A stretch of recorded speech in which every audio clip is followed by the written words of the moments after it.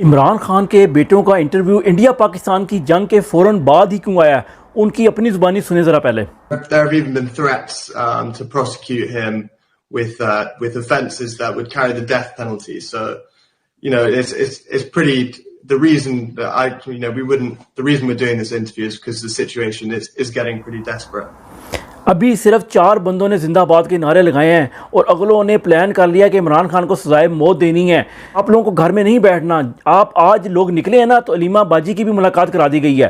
پاکستانیوں بس بہت لگا لیے نعرے wake up to the reality.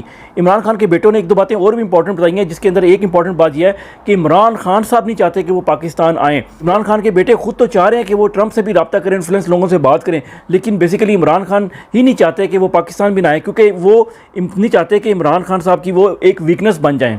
اور ان کے بچوں نے بتا دیا کہ ڈیسپریٹ ٹائم ہے، وہ عمران خان صاحب کو سزائے موت دینے کی تیاری کرتے ہیں، کیونکہ صرف چند لوگوں نے نعرے لگا دیے ان کے حق میں، اور وہ سمجھتے ہیں کہ بس جی ماحول بن گیا، اب یہ دس از دا ٹائم. اسی ٹائم سے آپ کو بچنا ہے، یہی دس از دا مومنٹ. ہر کسی کو کھڑے ہونا ہے، باہر نکلنا ہے. سمجھ جاؤ انڈیا سے بڑی جنگ سٹارٹ ہو گئی اب آپ لوگوں کی.